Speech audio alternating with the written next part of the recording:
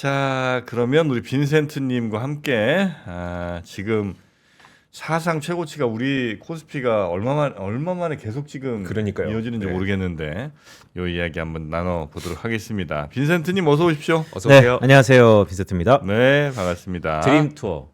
네, 주식시장이 꿈을 먹고 사는 시장이기 때문에 우리 저거는- 주식시장이야말로 드림 투어죠 지금. 네, 투어하고 있죠. 네. 요 드림이 참 계속 이어져야 되는데 악몽으로 바뀌면 안 되는데 12% 남았습니다.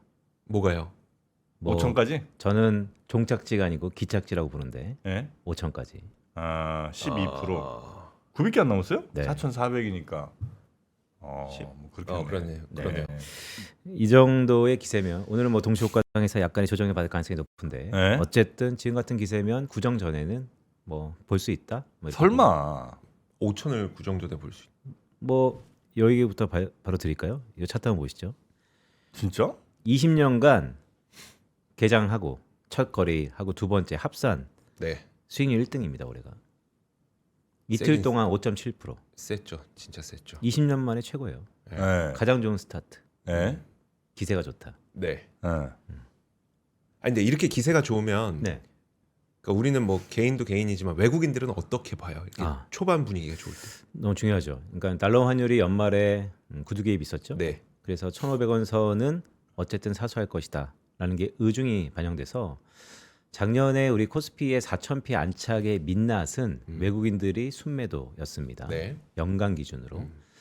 어쨌든 어저께는 외국인이 한 2.2조, 한 2조 정도 우리 코스피를 샀어요. 근데 워낙 또 달러원이 상승했습니다. 네.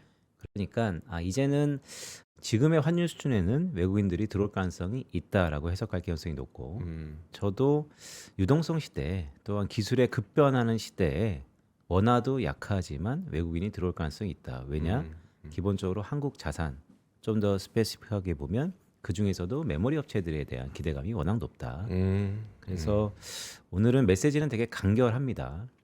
이미 상반기 주도주는 정해졌다. 정해졌다. 네, 또 반도체다. 네, 여주사, 네. 여의사.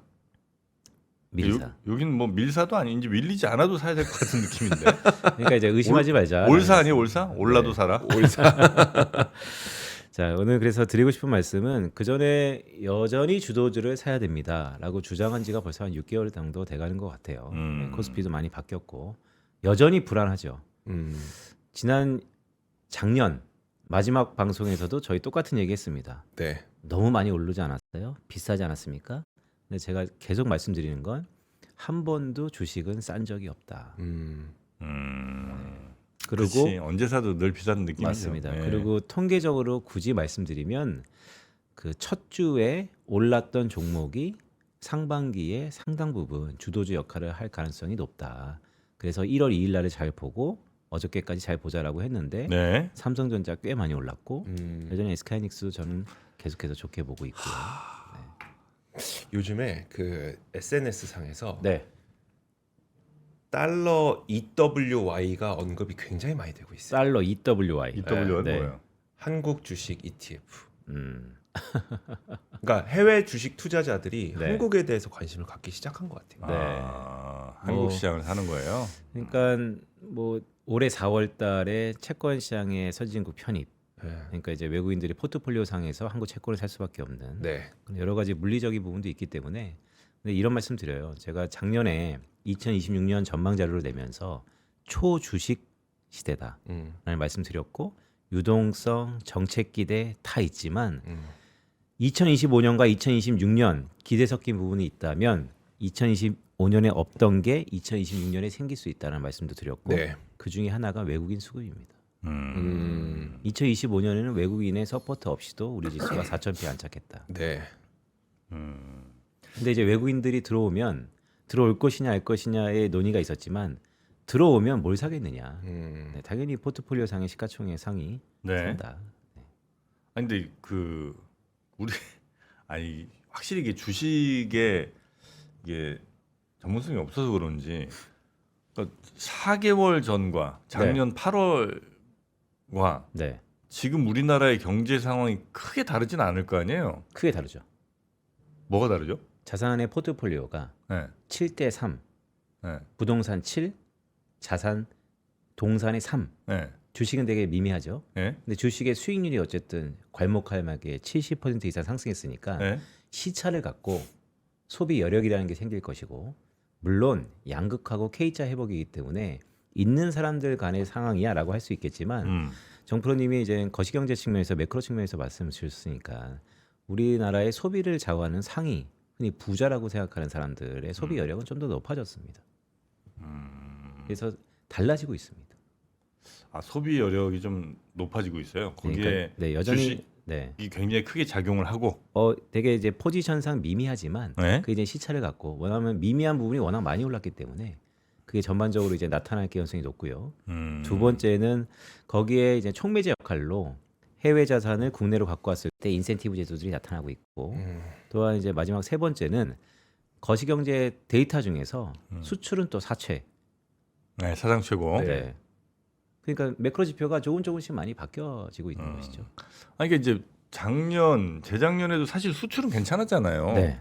그래서 이제 제 의문은, 아니 뭐 물론 우리 경제가 지난해보단 조금 더 낫고 기대보단 조금 더 낫다. 오케이, 뭐 거기까지는 인정. 근데 지금 이게 주식시장이 막 3천 넘어, 우리는 3천도 사실 안 갈 거라고 생각했던 분들이 의심했죠. 굉장히 다들 많았는데. 의심했죠. 여전히 의심하셨습니까?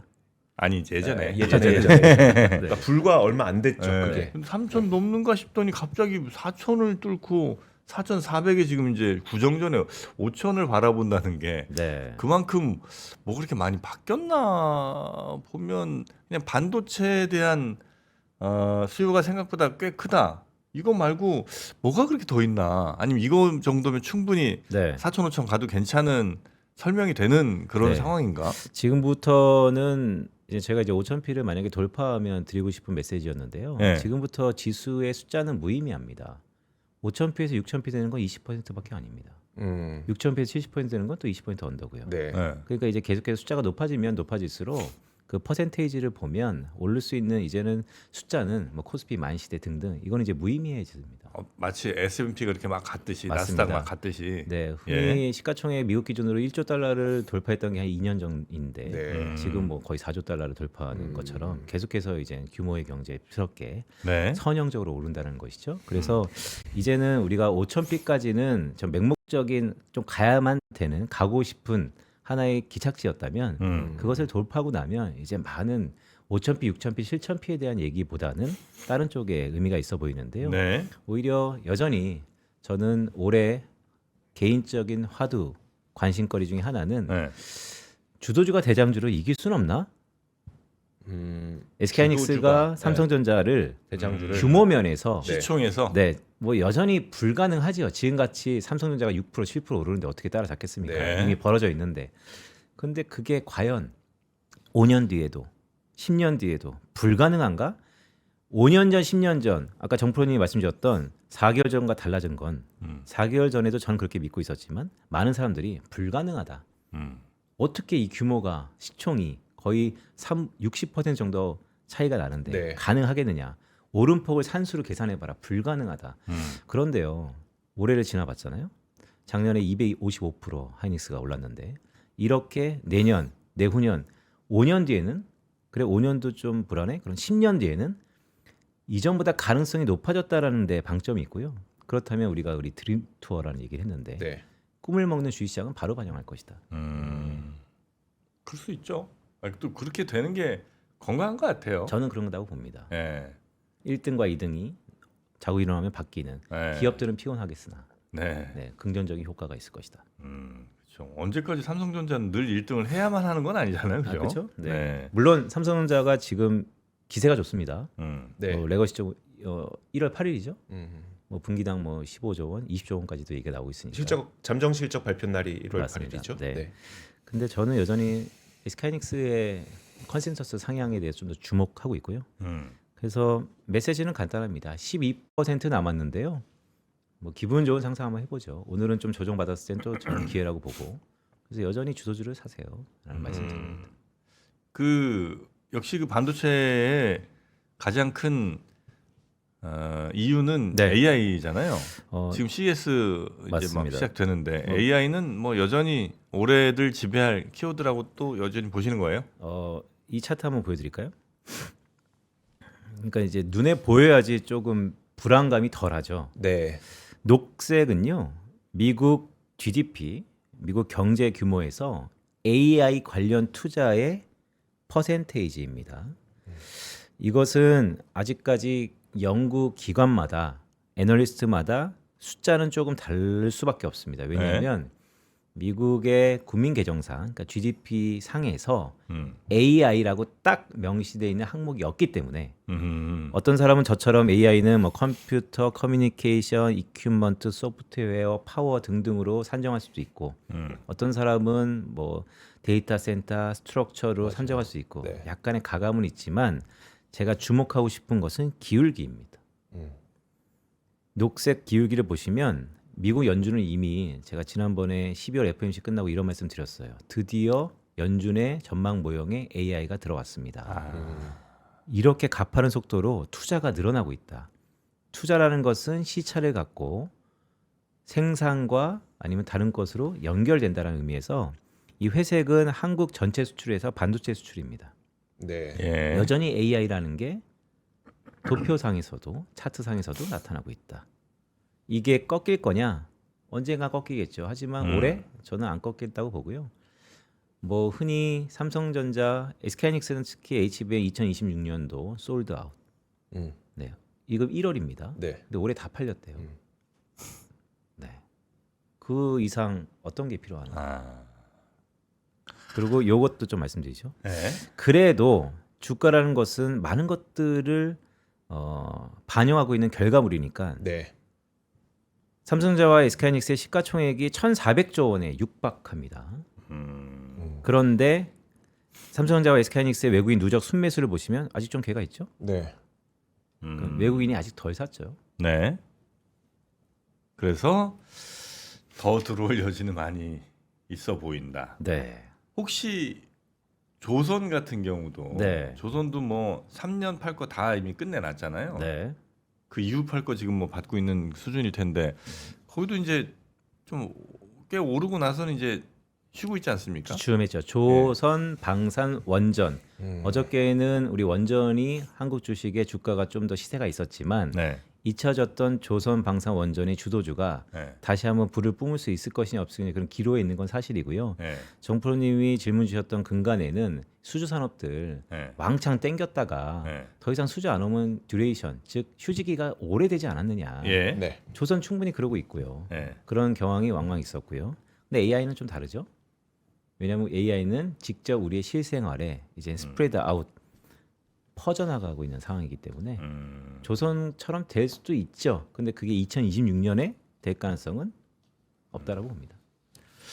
아, 뭐게 이렇게 들어가야 돼. 뭐가 이렇게 걱정되시는 거예요? 아니 항상 의심이 많잖아요. 아, 네네. 제 늘 걱정은 아니야 이거 아닌 것 같아. 좀 더 있어 보고 뭐 이러다가 이제 마지막까지 기다리다가 아무래도 내가 틀린 것 같다. 원래 의심하는 분들의 특징이 딱. 예. 그리고 이제 들어가야지 이제 그때 보통 마무리되는 경우가 많아갖고 제 의심이 요즘 걷어지고 있거든요. 아니, 그냥 의심 계속하세요. 아니 부탁드립니다. 의심 계속해 주세요. 그래서 내가 의심이 끝나갈 쯤인 것 같아서 네. 이거 혹시 또 그렇게 되는 거 아닌가. 네. 그래서 뭐 오늘 전반적인 메시지는 네. 오늘 동시효과 때 보면 이제 약간 조정이 받는데요. 뭐 이틀 동안 많이 올랐으니까 또 오후장이 또 달라질 수 있고 네. 여전히 기회라고 저는 보고 있고요. 오늘은 중국 얘기 좀 해볼까요? 네. 어쨌든 네. 네. 말씀해 주세요. 6년 만에 대통령이 지금 방중을 하고 있고요. 네. MOU 15건. 그런데 혹자는 그 축구 교류에서 뭐 하냐. 경제적인 교류가 있어야지. 등등의 예의가 있는 것 같고. 근데 어쨌든 이전보다는 전면적 복원을 표어로 내세웠기 때문에 많이 교류는 확대될 것 같습니다. 네. 화면에 보시는 것은 5일간의 이제 일정이고요. 6일하고 7일 요거 남았는데 개인적으로 주목하는 것은 한중 벤처 스타트업 서밋입니다. 네. 올해 오전에 저희 김경환 의원 나오셔갖고 중국, 홍콩의 IPO, 그러니까 스타트업들의 새로운 공개시장에 대해서도 의견이 있지만 뭔가 한국과 중국의 벤처 산업들이 교류가 있다는 것이 좀 더 의미가 있다라고 저는 개인적으로 보고 있고요. 네. 왜냐하면 이번 정부가 어찌 되었건 코스닥 활성화 대책에 대해서 계속 열을 올리고 있기 때문에 뭔가 밸류체인상에서의 문제가 해결될 가능성이 있다라고 보는 거고 오늘 제가 주목하고 싶은 것은 이 차트입니다. 한 2, 3주 전에 와서 기억하세요? 일본 금리가 중국 금리보다 높다. 네, 10년물 금리 아, 비교해 네네. 주시면서 네. 그리고 일본이 금리를 올리기 시작하기 때문에 네. 단기 금리도 역전될 거다. 네. 이미 거의 붙었다. 음. 근데 중국의 환율 좀 볼까요? 우리가 흔히 받아들이는 명목 환율, 달러 대비 위안, 네. 7위안을 깨고 내려왔습니다. 네. 6위안이에요. 그러면 위안은 위안이 강세. 강한 거죠. 그런데 실효 환율이라는 게 있습니다. 네. 실효 환율은 실질적인 가격입니다. 음. 환율을 우리가 주목하는 이유는 트럼프 때문에 그 중요도가 결여되고 있다라고 보고는 있지만 교역 관계에서 가장 중요한 결과물이기 때문입니다. 그래서 상대국들의 교역 관계 정확히 한 65개국 되는데요. 네. 그것들을 다 평균적으로 계산했을 때 그 나라의 통화가 실질적으로 강하냐 약하냐를 나타내는 게 실효 환율이에요. 네. 근데 보시면 중국의 실효 환율이요. 이렇게 이례적으로 다릅니다. 어떻게 다르냐? 기준이 100이고요. 기준 위에 있으면 위안화가 강세, 네. 기준 밑에 있으면 위안화가 약세입니다. 그런데 이 실효 환율의 궤가요. 2022년 바로 전까지만 하더라도 비슷했어요. 그렇죠? 강하면 같이 강하고 약하면 같이 강하고. 근데 2022년부터 완전히 판이 바뀌어서 명목 실효 환율, 우리가 물가를 감안하지 않는 네. 실제 보이는 위안화는 강한데요. 우리 달러 위안이 6위안 됐잖아요. 근데 실질적인 실효 환율은 약해요. 그리고 그게 꽤 고착화되고 있습니다. 네. 이게 시사하는 게 꽤 큽니다. 경제학적으로. 네. 주식 투자도 당연히 크고요. 이게 해석이 어떻게 되냐? 이렇게 보시면 됩니다. 가로축 명목 실효환율, 네. 세로축 우축 실질 리얼 실효환율. 네. 그래서 둘 다 강세일 때는 명목 실효환율, 우리 통화가 강세다. 그럼 외국인들이 자금 유입에 대한 기대가 있죠. 네. 원화가 강세면 외국인들이 들어온다 등등. 그런데 실질 실효환율이 강세다라고 하면 수출하는 기업들은 부담입니다. 그렇죠. 네. 그래서 강세일 때는 자본 유입에 대한 기대가 있지만 수출 기업의 채산성에 대한 부담이 있고요. 네. 거꾸로 둘 다 약하면 뭐냐? 원화가 약하면 또 한국 망한다 등등처럼 대외 충격 자금에 대한 우려가 있고 반면 수출 기업들은 하이파이브 치고 있는 것이죠. 그렇죠. 네. 중국은 지금 여기에 있습니다. 회색에. 그리고 한국은 여기에 있습니다. 완전히 다릅니다. 네. 그런데 이게 왜 문제냐면 원화와 위안화가 동조화 현상이 있는데요. 네. 비대칭적으로 있습니다. 좀 어려운 얘기인데 네. 원화가 강세일 때 위안화와의 동조화와 원화가 약세일 때 위안화의 동조화가 다릅니다. 지금은 약세잖아요. 네. 이 화면에 보시는 건 원화가 약세일 때 위안화와의 동조화가 그 어떤 통화들보다 강합니다. 위안화랑 같이 간다는 거예요? 맞습니다. 약세일 때만? 지금 약세잖아요, 원화가. 네. 네. 약세일 때만요? 아니면 약세일 강세일 때도 여기 있는데 네. 화면에 보시면 이게 이제 동조화 정도거든요. 퍼센테이지. 그러니까 원화가 약세일 때 위안화와 닮아질 가능성이 0.67. 네. 강세일 때는 0.1. 음. 그러니까 확실히 약할 때 위안화를 따라간다. 네. 참 별꼴이야. 약할 때만 따라가. 네. 지금은 그 말이잖아요. 네네. 강할 때는 좀 안 따라가고 강할 때는 안 따라가고 네, 약할 때는 따라간다. 이 얘기죠. 네, 그게 아무래도 수출 기업들의 서로의 네. 경합도나 채산성으로 다 해석할 수 있는데 네. 그래서 결론 지금 환율에 대한 향방이 진짜 궁금하시잖아요. 네. 환율은 물가차 아니면 구매력 차이, 뭐 상대 강도 등등으로 해석이 가능하나 어쨌든 결과적으로 보면 지금의 통계적으로 상관관계 동조화를 봤을 때 지금이 위안화랑 매우 가까워질 수 있는 국면에 왔고 더구나 대통령이 중국에 가서 교류의 확장성을 시사했고 그래서 앞으로 한 1분기 정도는 중국과의 관계가 꽤 긴밀해질 것이다. 그런 의미에서 그러면 중국의 지금 외환 시장이 어떤 데라고 보면 이렇게 이례적인 현상이 있다. 그럼 여기서 이제 우리의 고민거리는 네. 그러면 중국은 지금 겉으로 근데 보이는 이해가 안 되는 게 네. 중국의 실질 실효 환율이 약세잖아요. 네. 그럼 우리나라 원화도 약세란 얘기잖아요. 그러니까 약세 동조화가 강해진다는 거잖아요. 정확합니다. 근데 왜 그게 환율 안정 쪽으로 네, 결론을? 그래서 제가 이제 보여드리려고. 아 예, 아 예. 네, 정확한 타이밍의 질문인데요. 아 네. 요거 보시면 오른쪽 한국입니다. 한국은 지금 실질 실효환율, 명목 실효환율 다 약세입니다. 네. 한국의 실질 실효환율이 지금 약해요. 예. 네. 네. 그리고 명목 실효환율도 지금 약하고요. 네. 일본은 다 이렇게 약하고요. 네. 그러니까 이제부터 한국은 뭐냐면 중국하고의 비슷해진다면 한국 원화는 달러 대비 강해질던지 아니면 한국의 실질 실환율이 더 약해지던지 이 두 가지 궤에 있는 것입니다. 못 알아들었어요. 네, 그러니까 이제 중국이요. 네. 겉으로 보이는 네. 물가를 차치하고 달러 대비 중국의 위안은 강합니다. 네. 하지만 모든 65개국의 무역의 평균 가중으로는 약합니다. 약하죠. 네. 그래서 사실 중국의 수출 기업들은 지금 좋아요. 네. 수출하기 여건이. 음. 그리고 꽃놀이패인 게 위안이 강하니까 중국으로의 외국인의 자금 유입이 네. 또 들어가요. 나쁘지 않아요. 네. 근데 한국 같은 경우는 둘 다 지금 약한 상태예요. 네. 그런데 약할 때 중국과의 동조화가 강해지고 여태까지 환율 측면에서. 네. 근데 어쨌든 지금 정부가 6년 만에 한국 대통령이 중국 가서 여러 가지 교류를 한다라니까 네. 적어도 1분기 때는 중국하고의 많은 자금, 문화, 경제 등등의 교류가 활발해질 거니까 중국하고 뭔가 많이 붙을 가능성이 높다라는 겁니다. 그렇다면 모든 위기와 기회는 외환 시장에서 시작된다는 의미에서 네. 저는 이 둘 중에 하나가 원화의 앞으로의 방향일 것이다. 원화가 달러 대비 강해지든지 정부는 그걸 원하고 있죠. 네. 아니면 실질적으로 실효 환율로 완전히 약해지든지 물가 차를 감안해서. 빨리 얘기해. 잘 이해 안 돼서 그래요. 그러니까 네네.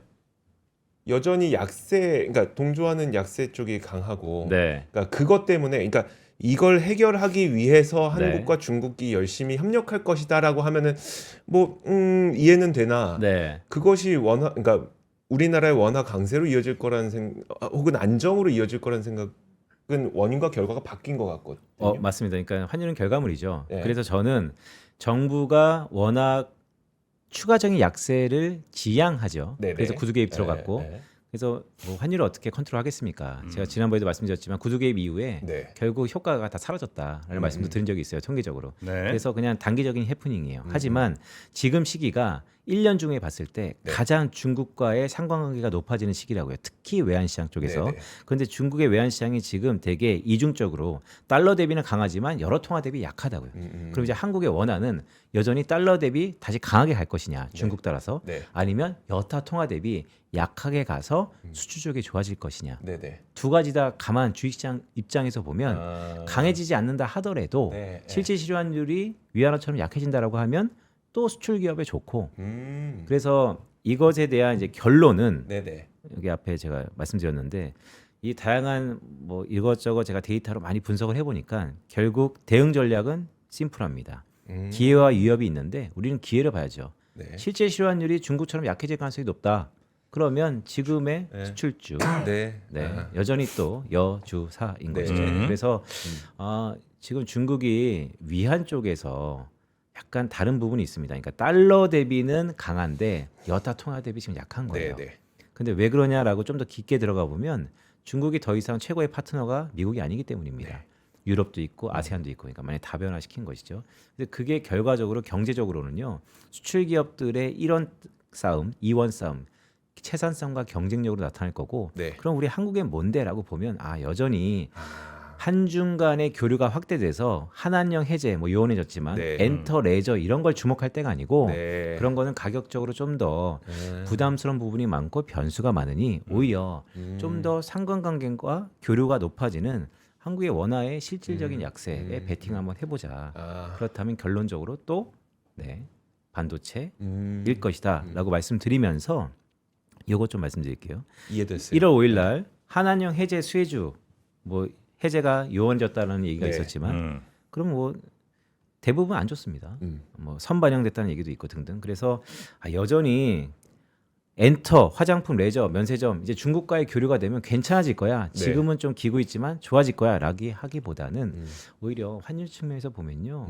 오히려 지금의 주도주에 좀 더 우호적인 것 같습니다. 라는 말씀을 드리는 제가 것이죠. 헷갈렸던 게 뭐였냐면, 네. 그러니까 원화 가치가 안정될 거라는 전망을 해주시는 게 아니라, 네. 어쨌든 이제 국가적으로도 원화 가치가 약세를 너무나도 과도한 약세는 국가적으로 어떻게든 막으려고 노력을 할 거고, 지금 하고 있고요. 다만 이제 구조적으로나 아니면 그 경제 이제 통계적으로나 봤을 때 원화 약세 국면은 계속 이어질 테니 맞습니다. 네. 네. 결국은 계속해서 네.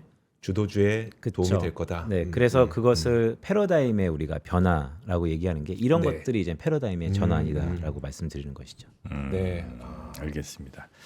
자, 우리 빈센트님과 함께 약간은 좀 어려울 수 있는 네. 환율 이야기 했으나 하여튼 결론은 뭐다? 여주사 네. 여전히 주도주를 사라. 네, 결론은 그렇다. 네. 반도체다, AI다. 여전히. 네. 자, 그렇게 이해하고 오늘은 마무리할까요? 네, 뭐 일주일마다 제가 나오니까요. 또 오늘이 좀 중요한데. 오늘. 네, 왜냐면 오늘의 조정이 한번 올 때가 됐잖아요. 네. 많이 올랐으니까. 네. 그래 또 오늘을 지려밟고 또 마중물 역할이 한다면 이번 달 안에 우리가 또 앞자리가 바뀌는 그런 시기가 나타나지 않을까. 12% 남았습니다. 그래, 하긴 뭐 12% 하루에 뭐 1%씩만 올라도 그렇긴 그렇죠. 하죠. 근데 네. 이틀 동안 지금 거의 5.7% 올랐어요. 네. 자, 5천. 와, 난 진짜 너무 무섭다. 자, 대단히 고맙습니다. 감사합니다. 고맙습니다. 네. 자, 그럼 저희도 인사드리고 얼른 또 가고 개장 기다리시는 분들은 엄청 많겠네요. 네. 네, 그러면 개장 잘들 보시고요. 네. 저희는 내일 다시 찾아뵙도록 하겠습니다. 오프닝 벨 라이브 많은 시청 부탁드립니다. 함께 해주신 여러분 고맙습니다. 고맙습니다.